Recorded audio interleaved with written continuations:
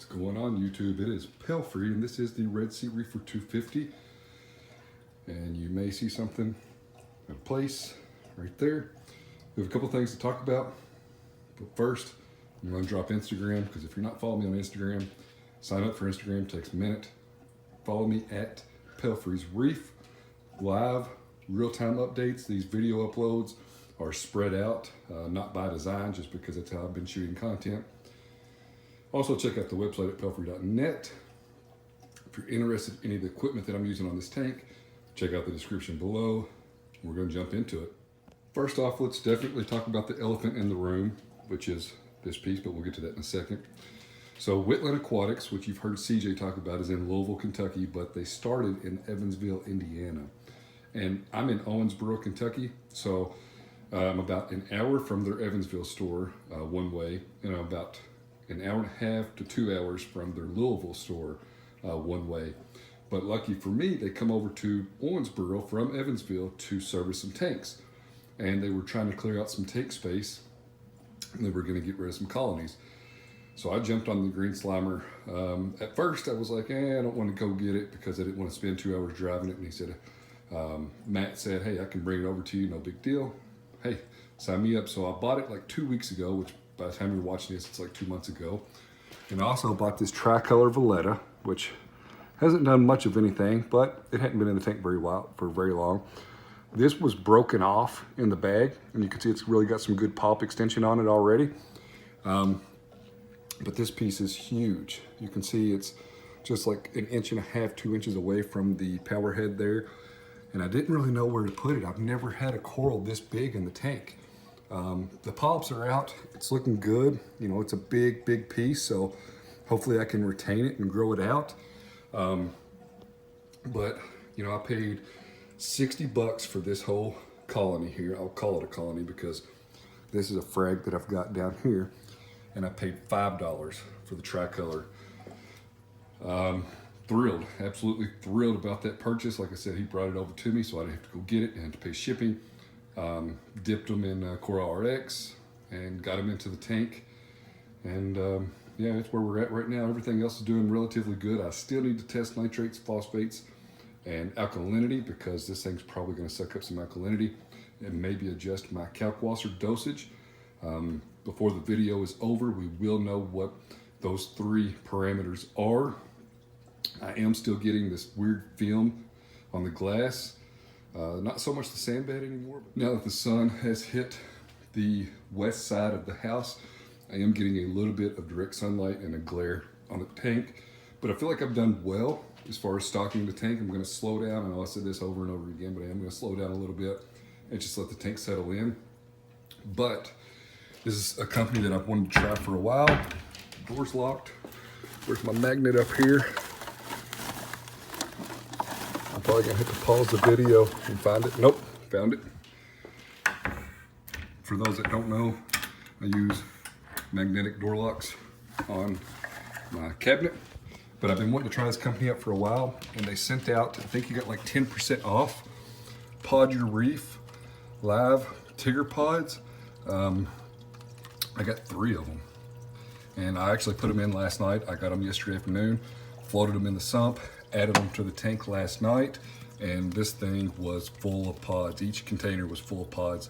Again, if you're not following me on Instagram, excuse me, you should be, because you would see the pods that come in this, and the shipping was absolutely amazing, the way everything was wrapped up.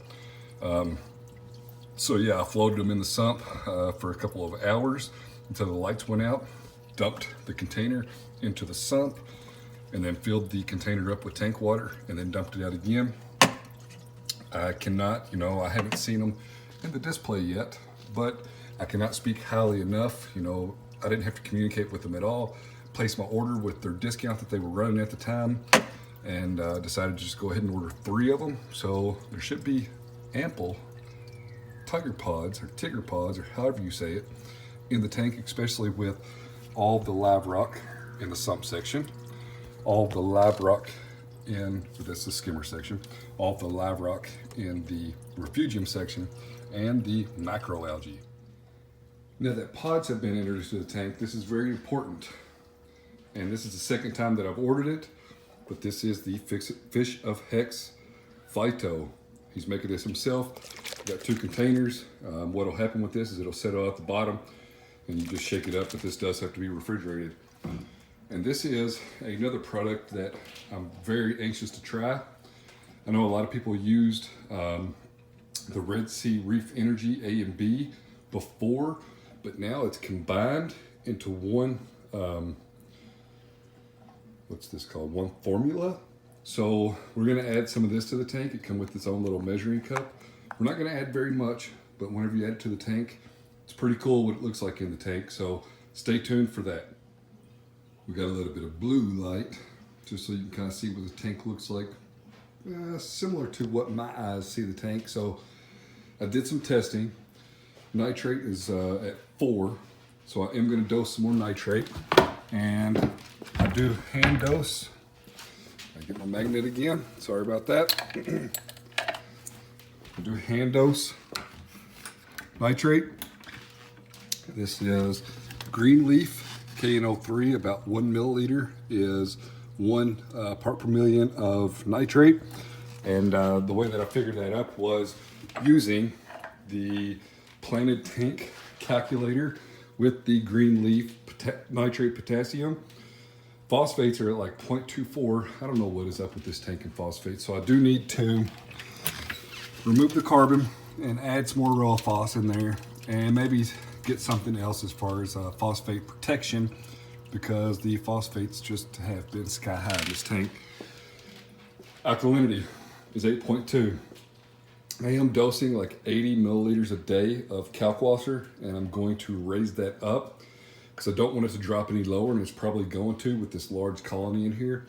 I would like my alkalinity to be like 8.6, and the good thing is I do have some ESV, B-ionic, alkalinity, calcium, and magnesium on hand in case I need to dose those up. So I probably will dose alkalinity or do a water change. I do use the Live Aquaria salt, but I did mix up some of the RedSea Reef Energy Plus Coral Nutrition, and watch as this stuff goes in the tank. I'm just gonna dump it into the, I think that's the coolest thing ever. It looks like you're dumping like pure antifreeze. And if you don't know what antifreeze or antifreeze is, as we say in Kentucky, that is what goes in the radiator of your car. But that was 2 milliliters of Reef Energy. I plan to do that once or twice a week, on top of the Acro Power, on top of the Brightwell Aminos, on top of the Celcon, and a couple times a week I am feeding a frozen cube. Again, you do need to refrigerate this after opening, and what I read online is you could actually put like 7 days worth. So say you're going to dose a milliliter per day. You could put 7 milliliters in a dosing container and dose 1 milliliter a day, but the shelf life out of the refrigerator is 7 days. So I am going to put this in the refrigerator. I'm going to make a note of it on my little calendar, and I'm going to hand dose it a couple times a week. I did open the door up again so that we can get some natural sunlight back into the tank. So the good thing is in the morning we have natural sunlight coming in from the east, as long as I get up early enough to open the blinds. In the afternoon we have natural sunlight coming in from the west and hitting the tank. And you know, for as long as I've been doing this, I don't disagree with natural sunlight on a small percentage or a smaller scale. You can see I am getting some coral algae on the back glass again and the overflow. But yeah, I am going to increase the Kalk water dosage, and I'm going to keep an eye on alkalinity, because I am afraid that this big guy is going to start sucking up some of the nutrients in the tank.